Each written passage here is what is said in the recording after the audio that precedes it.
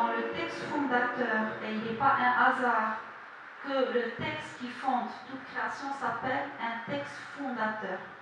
Pourquoi il est fondateur? Parce qu'il fonde quelque chose avec des mots et il nous fonde à travers ces mots. Et donc, dans le texte fondateur des musulmans, qui n'est autre que le Coran, en fait, il est dit, et à chaque fois redit, que la création a eu lieu d'abord dans la science divine, et donc c'est un rêve, on peut dire que c'est un rêve divin qui, avant de se concrétiser et avant d'advenir et de devenir réellement une réalité, il a été imaginé dans la science divine. Et donc cette imagination s'est faite au-delà des mots. Et donc on peut dire dans des mots subtils ou dans des mots non encore dits. La poésie fait naître en nous une ouverture sur une infinitude de possibilités et nous fait appréhender le monde selon des possibilités énormes tapies profondément en nous. Et le Cheikh Akbar va aussi nous rappeler que aussi bien dans la construction matérielle qui est la poésie, mais dans la construction par les mots, ce sont deux domaines qui obéissent à des lois qui sont profondément ancrées dans ce qu'on appelle la science des poids et des mesures. Et c'est ce qu'on appelle ilmu al-maqadir wal-awzan. Et là, d'ailleurs, dans la même continuité de l'idée de départ qui est la poésie étant la base immuable, il va nous répondre sous forme d'une interrogation. La poésie n'est-elle pas l'essence même des poids et des mesures? Et dans un autre passage, il va aussi comparer le monde à un beit shir. Et il va nous dire que dans un prologue d'un des diwan, qui s'appelle Diwan Tadbirak Ilahiya, il va nous rappeler que le monde est constitué, le corps est constitué un verre de poème et qu'il est fondé sur deux cordes. Rappelons que la poésie arabe se fonde sur deux cordes, c'est-à-dire un premier passage puis un autre passage, et sur deux piliers. Et il va parler en fait de une composition basée sur sababayn mahfoudan biwatadayn. Il parle d'un sabab khafif wa huwa alam al-arwah wa sabab thaqil wa huwa alam al-ashbah wa watad majmou' wa huwa hal al-tarkib wal-insha' wa watad mafruq wa huwa hal tahlil al-ajza'. Et il dit فمدار جميع الخلائق قائم على هذه الحقائق. En fait, il compare le vers de poème comme le monde étant constitué sur deux cordes, ce qu'on appelle deux cordes, l'une légère, et c'est ce qui signifie le monde subtil ou le monde invisible, et l'autre corde qui est une corde plus épaisse et corporelle, et c'est le monde des corps et de la corporalité. Et deux piliers, un pilier de construction et de tout ce qui est composition, et un pilier de fragmentation. Et donc, il va nous dire que le vers de poème en arabe, on parle de beit shir. Et on peut l'appeler, le traduire comme vers de poème, mais pour une traduction littérale, c'est la maison de la poésie. Et en fait, c'est la maison de la poésie, shir, mais on peut aussi le rapprocher de la maison du poil en poil, c'est-à-dire la tente. C'est la première maison qu'un nomade va planter ou déplanter au gré de ses haltes et de ses déplacements. Et en fait, la première maison qu'habite un être humain est en rapport avec son sha'ar, mais son shir et son shu'ur. Et ça, c'est quelque chose de très important, de montrer qu'on peut bâtir avec des mots, effectivement, comme ça a été dit et redit par les étudiants, mais on peut aussi bâtir avec des matériaux. Et ce qu'on bâtit avec les mots, est assez identique à ce qu'on bâtit avec les matériaux, parce que ce sont les mots qui nous fondent de l'intérieur. Je vous rappelle que dans la tradition musulmane, l'être humain, ou l'ensemble des êtres humains, s'appelle le bashar, et il est appelé comme ça parce qu'il a été directement pétri par les deux mains divines, par les deux mains d'Allah, puisqu'on a été directement, bishakli mubashir, pétri par les deux mains divines. Et qui dit les mains divines, on ne sait pas à quoi ressemblent réellement les mains divines, mais si on les compare à des mains, en tout cas humaines, on sait que la main est composée de 5 doigts et que dans les 5 doigts, nous avons des phalanges, et nous avons des phalanges, 3 phalanges partout, sauf des deux côtés, le pouce, ce qui nous donne 14 phalanges de part et d'autre. Et quand on est pétri par 28 phalanges, cela nous rappelle aussi qu'on est pétri par le mot divin. Et le mot divin, en tout cas en langue arabe, la langue est constituée par 28 lettres. Et les 28 lettres font pendant aussi aux 28 mentions de la lune, qui fait qu'on est en même temps pétri et par la langue, et par toutes les sphères, et tout notre rapport à ce qui nous fonde en même temps de l'intérieur et d'une manière directe, mais aussi par le haut, d'une manière céleste. Et le produit, c'est cet humain qui capitalise en lui toutes les harmonies divines et toutes les harmonies de son meilleur mode d'être qui le dépasse. Et tant qu'il reste proche de son principe suprême, il va reproduire toutes les harmonies à l'extérieur, puisqu'il est proche de son principe intérieur. Mais tant qu'il est proche, il va continuer à produire, et donc à produire des choses tant en poésie qu'en construction, des choses qui sont une plus-value envers son environnement. Mais dès qu'il commence à se distancier de son principe fondateur et qu'il n'est plus à l'écoute de son fondement divin intérieur, eh bien il est capable de reproduire aussi toutes les disharmonies que l'on voit aujourd'hui. Et c'est pour ça que ce thème est très important, puisque les architectes que vous êtes aujourd'hui, vous êtes sollicités à penser et à repenser à chaque fois tout ce que vous allez produire. Comment des lieux sont porteurs d'un esprit, et que le lieu n'est pas simplement des murs et des espaces, mais qu'un lieu n'est habité que quand il est habité par un esprit.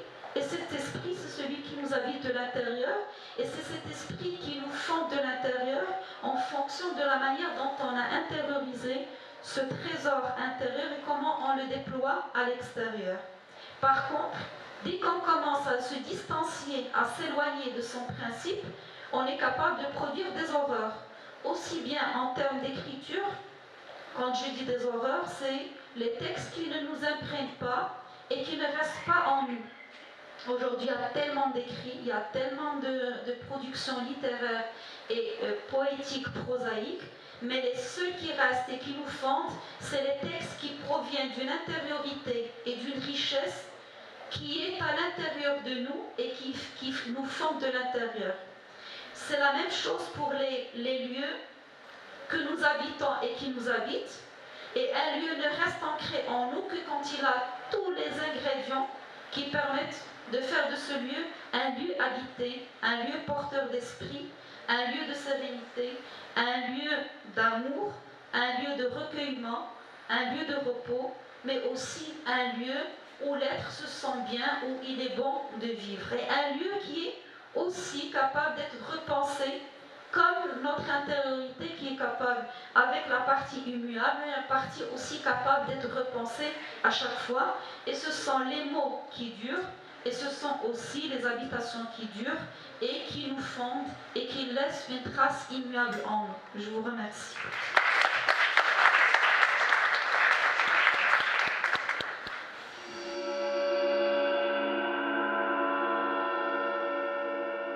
الفاتح على كل هذه الجوانب، وخير دليل هو أن لدينا مجموعة مثلا من النصوص الآن مشهورة عالميا، مثلا رواية جورج بيريك لا في مود دومبلوا، فهي بنيت كلها الرواية على عمارة كبيرة جدا، وفي تلك العمارة تقع أشياء وانعكست على معمار الرواية. كيف أن العمارة تشيد الرواية.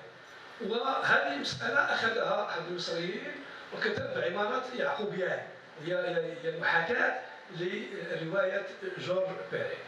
فأعتقد أن هذا الموضوع لن ينتهي، وهو موضوع لا يمكن أن نستنفذه في دقائق أو في ساعات أو حتى في كذا، ولكن فقط سنعطي بعض المعلومات حول العلاقة التي تربط بين الشعر وبين العمارة. بداية لابد من تحديد يعني مفهوم الشعر. حينما نتحدث عن الشعر في الكتابات القديمة مثلا أو في التحديدات، غالبا ما يحدد الشعر بعناصر خارجية. مثلا يقول قدامى بن جعفر: حد الشعر هو كلام موزون مقفى يدل على معنى. من خلال هذا التحديد الشكلي التقني، الشعر هو مجموعة من المواد، ولكن مفهوم الشعر كما ترسخ لدى القدامى لا يتوقف عند هذا المعنى السطحي. سأعطي نموذجين لتأكيد هذا الكلام. مثلا في إحدى الحكايات يروى أن طفلا صغيرا وهو ابن شاعر كبير لسعه زنبور، ذاك برزان، فقال لأبيه: لقد لسعني عصفور. قال له: صفه لي. قال: كأنه أعرابي عليه حبرة، كأنه بدوي يرتدي جبة ملونة. فماذا قال الشاعر؟ قال: والله لقد شعر ابني. إذن العربي القديم كان يرى الشعر في الوصف الذي يستطيع أن يصف شيئا بدقة فهو شاعر. والمسألة الثانية وهي أن فصحاء العرب لما نزل عليهم القرآن لم يجدوا وصفا يصفون به إلا بالشعر، قالوا شاعر مجنون. إذن الشعر أيضا عند العرب هو نثر، ولكنه نثر يغرب اللغة. فلما تغربت اللغة بالقرآن اعتبر العرب القدامى أن هذا الكلام شعر. إذن خلاصة القول وهو أن الشعر أوسع من التحديدات يعني التقنية، التحديدات الضيقة. علاقة الشعر بالهندسة، سنتحدث عن مجموعة من العلاقات. أولا أذكر علاقة الشعر ككتابة داخل العمارة. فنجد أن العمارة القديمة سواء في الرياضات أو القصور أو العمارات الجنائزية كلها كانت تتجاور مع الشعر. فنجد أن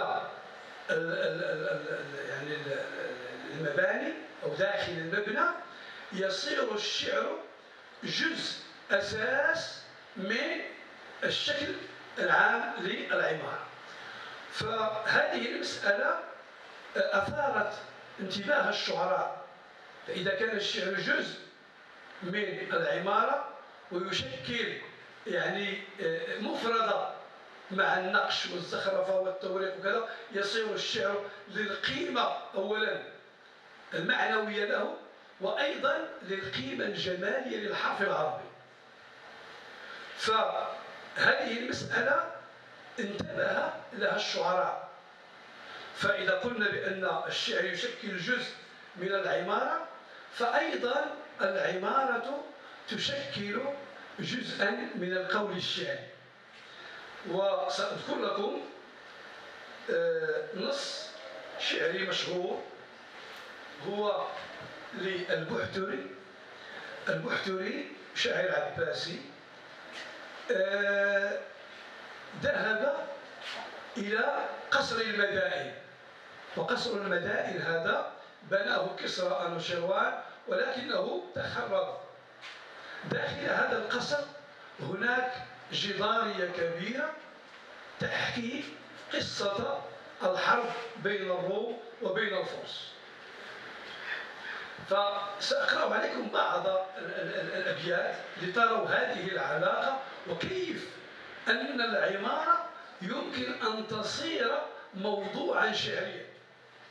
أن العمارة تصبح تلهم الشعراء، وهذا هو الذي نبحث عنه الآن، هو كيف أن الشعر يدخل كجزء أساس في العمارة، وكيف أن العمارة والهندسة المعمارية تؤثر على المضمون الشعري قبل أن نتحدث عن تأثيرها في الأشكال. يقول البحتري في قصيدة يعني مشهورة جدا: صنت نفسي عما يدنس نفسي، وهي مناسبة سمع الشعر أيضا، وترفعت عن جدى أي عن عطاء عن جدى كل جبسي، الجبس هو البخيل، وتماسكت حين زعزعني الدهر التماسا منه لتعسي ونكسي، وكأن الزمان أصبح محمولا هواه مع الأخس الأخس، حضرت رحلي الهموم فوجهت إلى أبيض المدائن عنسي، أتسلى عن الحظوظ وآسى لمحل من آل ساسان درسي، حلل لم تكن كأطلال سعدى في قفار من البسابس ملسي، نقل الدهر عهدهن عن الجدة حتى رجعن أنضاء لبسي، فكأن الجرماز هو المكان الذي كان يجتمع فيه الإمبراطور كسرى أنوشيروان مع الناس، كأن الجرماز من عدم الأنس وإخلاله بنية رمسي، أي أصبح كالقبر، لو تراه علمت أن الليالي جعلت فيه مأتما بعد عرسي، وإذا ما رأيت صورة أنطاكية ارتعت بين روم وفرس، والمنايا مواثل وأنوشيروان يزجي الصفوف تحت الدرفس، في اخترار من اللباس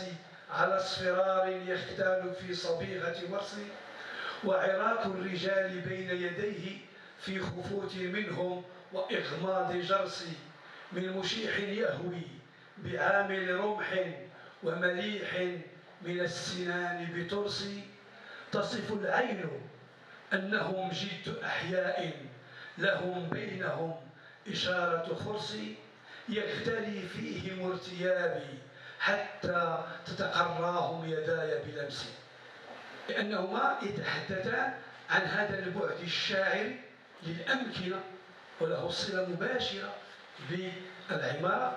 وكتاب غاستون باشلار لا بوليتيك دو ليسباس، كتاب يعني لابد للمهندس أو الطالب المهندس يعني أن يطلع عليه، لأنه يتحدث بعمق عن هذه النقطة الشاعرية داخل الأمكنة.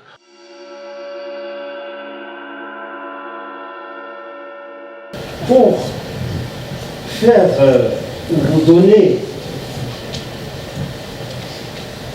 une recommandation ou un conseil, si vous voulez, c'est qu'en architecture, vous pouvez être poète, mais pas dionysiaque à 100%. Parce que de vous dépend le bien-être d'un grand nombre de gens qui vont habiter l'espace que vous aurez fabriqué. Et je vous rappelle qu'à l'origine, l'étymologie de poésie, c'est poiesis, et poiesis, c'est fabriquer. Hein? La poiesis chez les Grecs, c'est la fabrication. Donc la fabrication du discours, la fabrication de l'architecture, sous le mot poétique, c'est véritablement façon d'être d'abord, vis-à-vis du monde, vis-à-vis des autres, vis-à-vis de l'usager, vis-à-vis du client, pour lequel vous devez faire, proposer, concevoir, imaginer un espace, des espaces où une vie va se dérouler, où la vie va se dérouler. Donc, ceux qui disent que le poète, quelque part, c'est un démiurge, sans blasphémer, en le comparant quelque part à une divinité, n'ont pas tellement tort dans la mesure où c'est le divin de toutes les façons qui s'exprime à travers chaque personne qui fait, chaque personne qui entreprend, chaque personne qui fabrique, qui conçoit, chaque personne qui crée. Il y a du blasphème dans le fait de dire que l'artiste crée. Non, il ne crée pas, mais il s'exprime, il exprime une création qui est déposée en lui par quelque chose d'éminemment inconnu, d'éminemment profond et d'éminemment grand. Si la poésie, telle que l'ont dit mes prédécesseurs, est cet excellent moyen d'atteindre le monde imaginal et d'exprimer le monde imaginal, si elle s'exprime, en tout cas dans la langue arabe, par le même vocabulaire que celui de l'architecture navale, en parlant des rimes, du water et des ramal, etc., si c'est le meilleur moyen de naviguer dans cet océan sans rivage qu'on a décrit, avec lequel, cette belle métaphore avec laquelle on a décrit le Coran, il ne reste peut-être à l'architecte, celui qui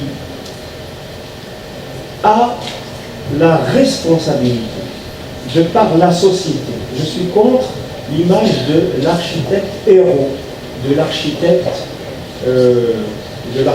qui fait tout, qui pense tout à la place des gens.